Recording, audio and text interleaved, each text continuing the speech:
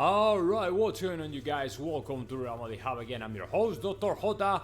A lot of things going on right now in Real Madrid. As you know, last night it was a horrible game, horrible first half by the Real Madrid side, by Carlo Ancelotti's side. So right now, instead of, in spite of the victory, what I would say is, right now, within Real Madrid, the things are not going in the right direction. And the reason for that is because all the doubts left behind, right? I mean, right after the game, we were thinking about it, and if it wasn't by Ceballos, Asensio, and the changes that Carlo Ancelotti implemented during the game, I think we would have been eliminated, way well deserved eliminated, because the first half, man, was a Villarreal show. I mean, they played just incredible, moving the ball all around. Real Madrid didn't even smell the ball, right? They didn't even know what to do. The players were completely lost, completely exhausted. Even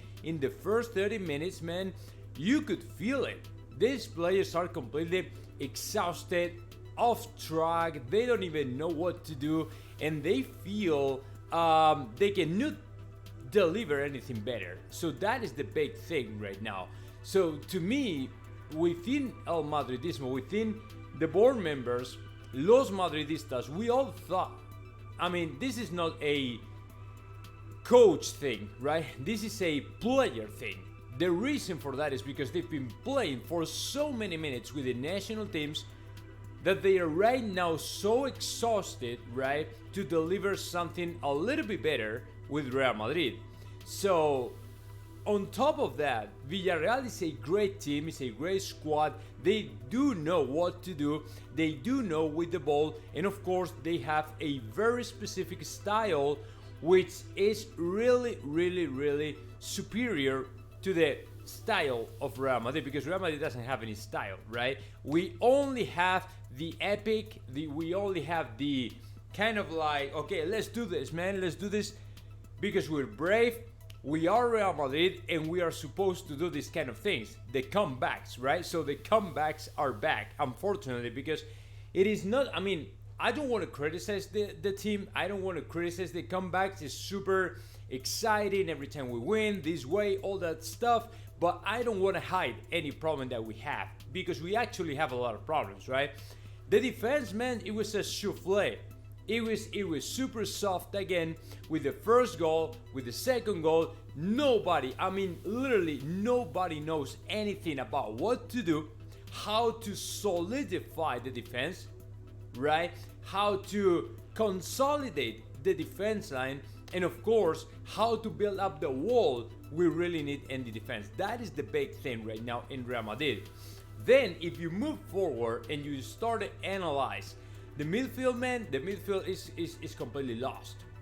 Whether it's Modric on the lineup, whether it's not, it's the same. I mean, Camavinga did a little bit better performance last night, but it's still not enough, right? Not enough. The player is still a little bit immature, a little bit lost sometimes, lacking ideas, and the guy plays really good in terms of individual. But the problem is you are a team, right? You are within a collective sport, so you're supposed to play for everybody else.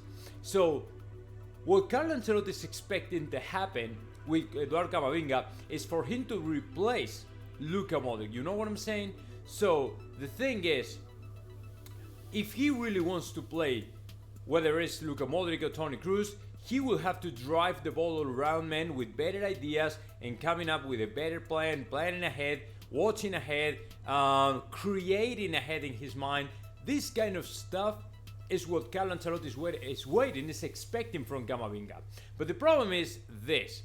In my opinion, Carlo Ancelotti has lost the control of the locker room, and that is the big thing. For example, Nacho, you can read here, Nacho is not okay with all the few minutes he's playing. Last night he played, but it was just because the circumstances, right? We didn't have to Tchouaméni, we didn't have to Alaba, so he had to play. And Carvajal either, and Lucas Vázquez either. So the only reason why Nacho would play is because we don't have any other choice. And of course, that is something he doesn't like at all. On top of that, he the other day liked a post talking about more signings are needed in Real Madrid, and he liked it, which means that he's not okay with all the things or the way the things are being done in Real Madrid. You know what I'm saying? So that's number one. Number two, he had a very, very bad argument with Rodrigo when he was replaced. Look at this. Check this out. I cannot play it just because the right images and copyright and all that stuff. I mean, when Rodrigo came off, right, he went straight to the chairs, right, to sit down, and then Carlo Ancelotti turned around and he went straight through Rodrigo to tell him this.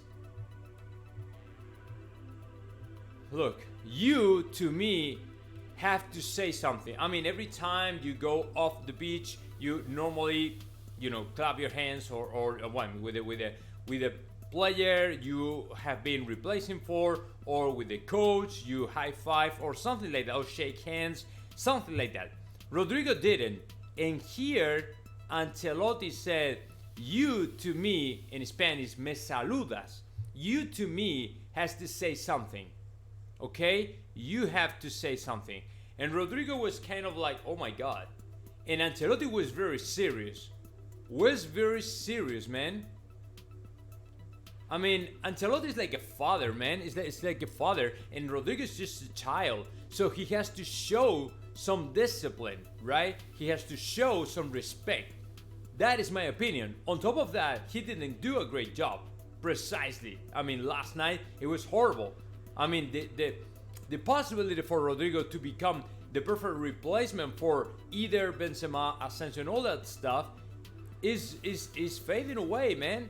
Because we thought Rodrigo was way better, and last night, like any other player, well, like everybody else, basically, is not doing a great job. He's actually doing a very, very horrible job.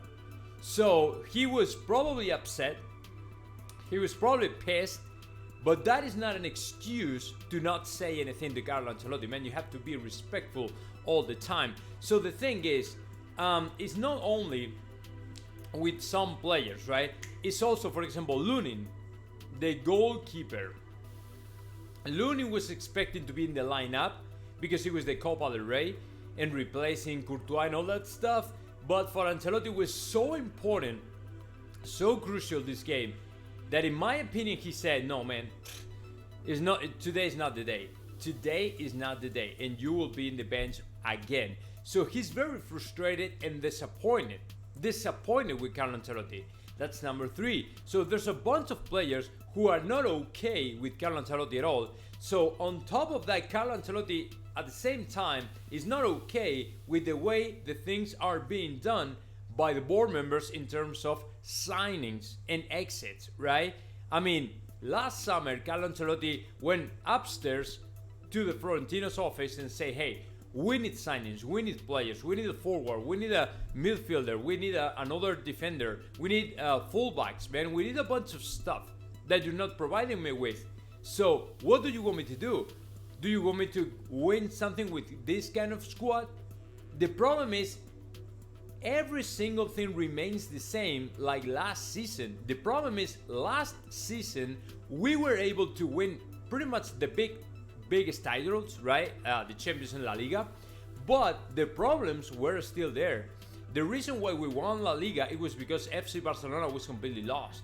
And the Champions, man, it was the epic. It was history, where history is made, right? Or the way history is made. But that's it. But we also had those problems back in the day. The same problems. The squad is so short, and there's no good replacements for any single player in the lineup. So let's see, man. But this, in my opinion, this ship is sinking down and way down, deep in down. So let's see what it ends. But in my opinion, man, unless we are so lucky we are able to go through in every single eliminatory and win everything, I think that we're gonna have a bunch of problems to fix, man. So Mario Cortegana the other day said, I mean, I'm gonna tell you more stories about Kylian Mbappe, Mario Cortegana, and all that stuff. But Mario Cortegana said the other day, man, this summer will be a completely different story. this summer Real Madrid will spend a lot of millions to sign players, but of course Bellingham is not only the right player to sign in, because we need a bunch of players in the lineup. So let's see what happens.